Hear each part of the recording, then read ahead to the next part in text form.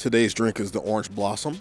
The Orange Blossom is a cocktail consisting of gin and orange juice, 1 1/4 ounce gin, 1 ounce of orange juice, shaken with ice and strained into a chilled cocktail glass, rimmed with sugar, and garnished with an orange slice. Once again, we have the citrus and gin combination, so you have the herbal and the citrus, and it's a good combination. It works in so many different ways, whether you're using lime, lemon, orange juice, curacao, triple sec.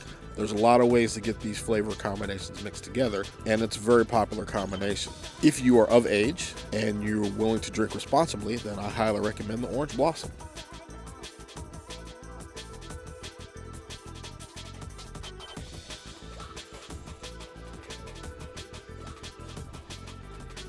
Welcome back to Cocktails and Crankshafts. It's your boy, the Killer Bee, the Africanized honeybee, the fat man, the carb blog guy. We're still in Atlanta, Corona, and with me, as usual, is my fabulous co-host, May. What's up, May? What's the deal? Man, still out here on lockdown, quarantine.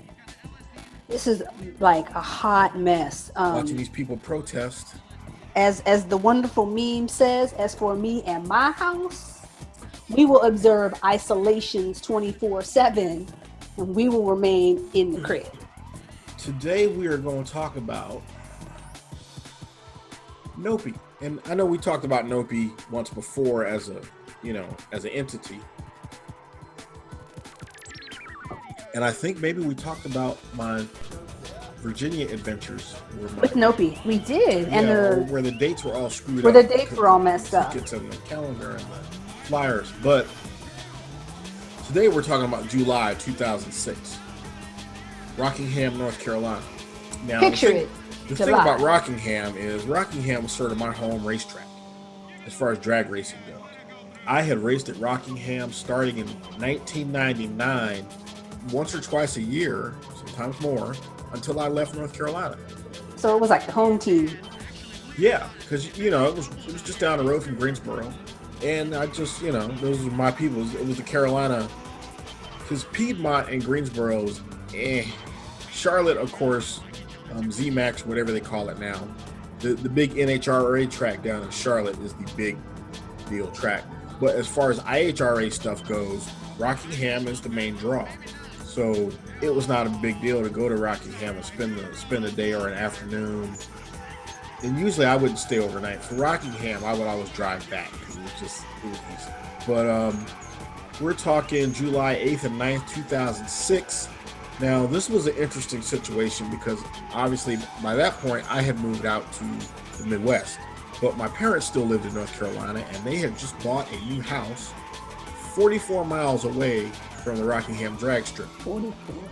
Up there in Pinehurst land, Gulf area. Territory. Yes. And not only had they just bought the house, when I say they just bought the house, I mean, they moved in Thursday.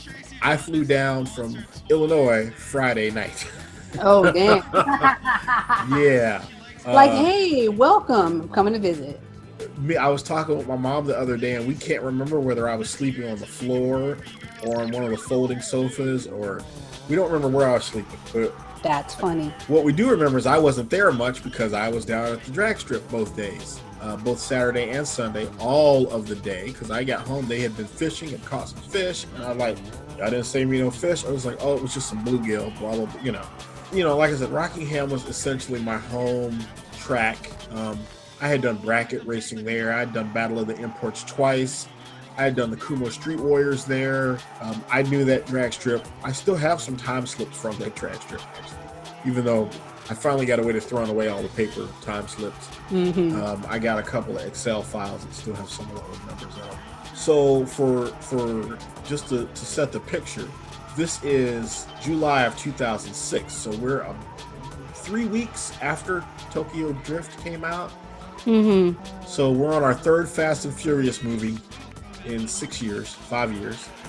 And I don't think they had one of the movie cars at Rockingham. I had just been to a NOPI event in June in St. Louis. And in St. Louis, they did have one of the movie cars there, which was interesting. But this is where they had incorporated drifting demonstrations into the NOPI events. They weren't doing competition yet, but they did have the demonstration.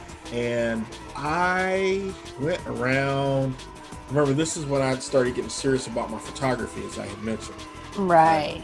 By 06, because I had a website and I was exchanging information with models and, you know, emailing them pictures. And it was the whole thing. So I got a lot of good photographs at Rockingham of the NOPI chicks and some of the local girls as well. You know, it was a good event. You had NOPI drag racing had sort of the typical import classes, but they also had the pro classes. So you had the front wheel drive 4-cylinder turbo class and the rear wheel drive 6-cylinder turbo class.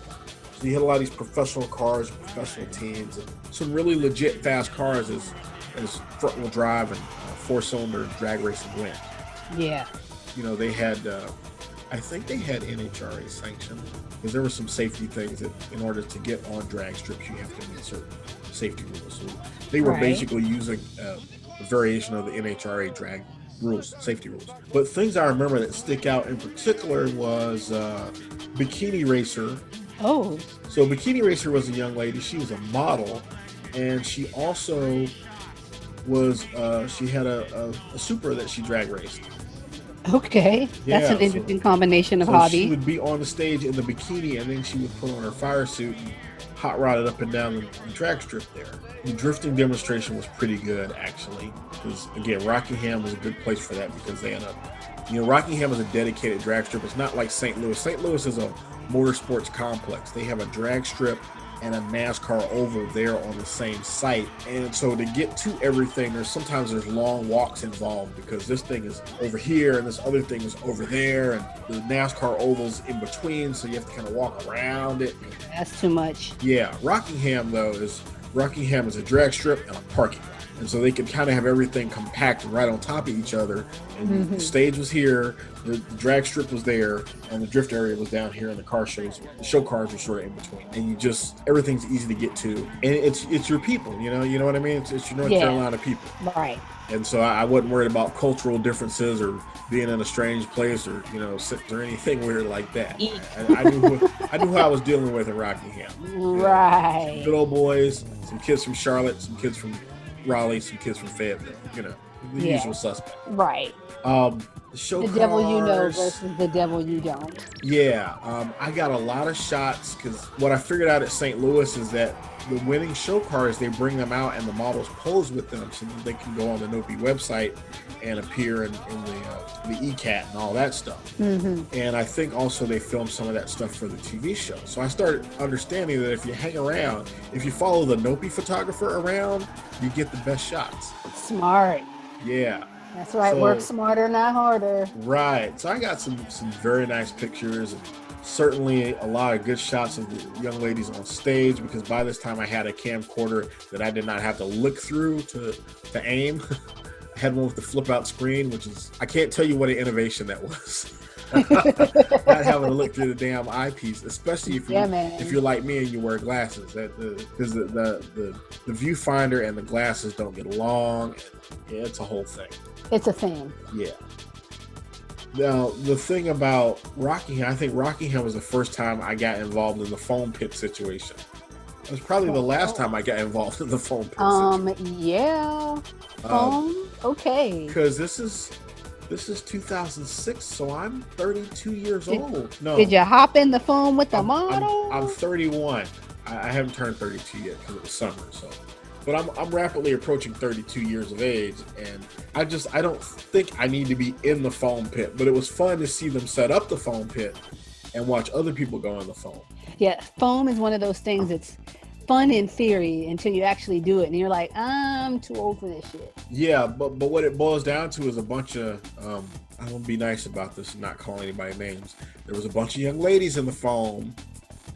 There was a handful of dudes who thought they was going to holler at these young ladies in the foam. Of course. But, all the quote-unquote real men, tough guys, well, they can't be seeing frolic in the foam pit. In foam? Oh, no. Unless they actually have a lady, they're grinding on somebody.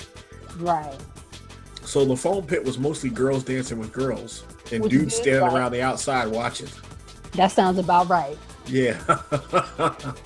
Because, ain't no self-respecting country North Carolina boy gonna be in a foam pit dancing to pop songs and hip hop.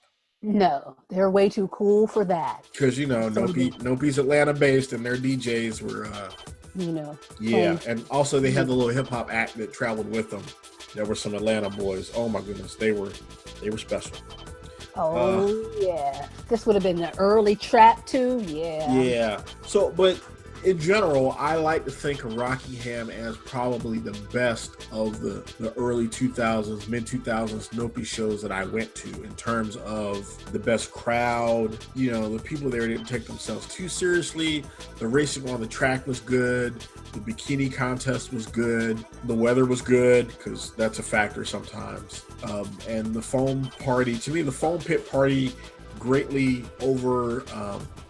the foam pit party was much better than the Jello wrestling, air quotes, than the quote-unquote Jello wrestling. Jello, the images that are going through my head right now are not good. Picture two girls on a pommel horse inside a large inflatable pool, whacking each other with pillows. And stuff until that somebody like fell off. Until somebody fell off into the fake Jello, which was really just which can't even be Jello. No, it's basically diaper gel, colored diaper gel. You know, you put water in it, and it like kind of like that jelly bath stuff. You put water in it, it swells up, and then when you let it dry out, it converts back into a powder, and they just dump it in some.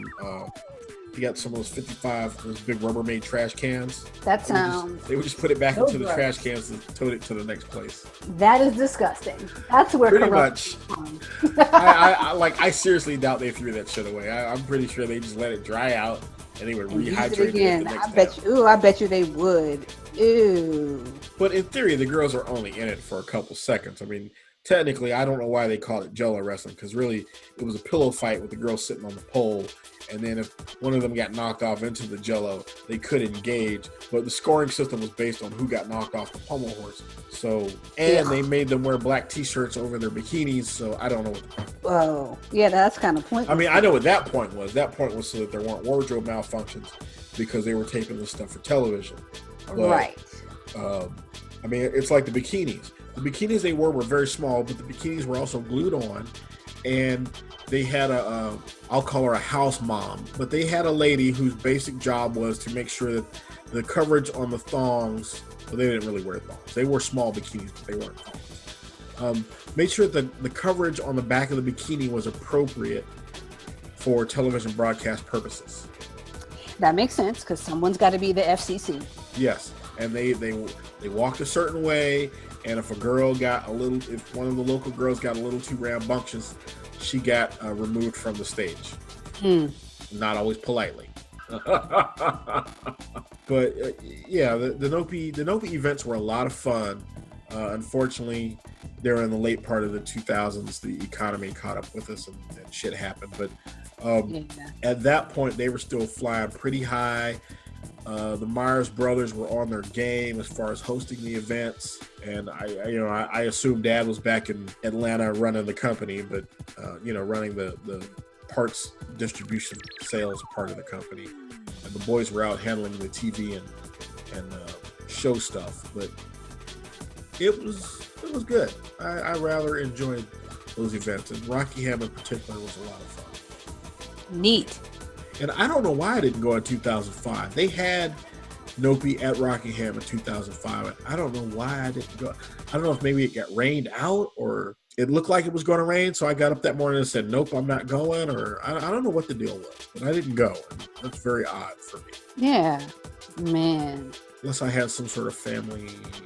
No, I can't think, because my parents had a temporary living arrangement while the house was being built. So I wasn't doing a lot of visits with them because there was no place for me to sleep. You can come visit, but drive my ass back to Greensboro. Those were my options. Pretty much. Because I wasn't paying for no damn hotel in Fayetteville. That wasn't happening. No, and no. Oh, that's one thing that did happen. I got flashed. Oh, hey.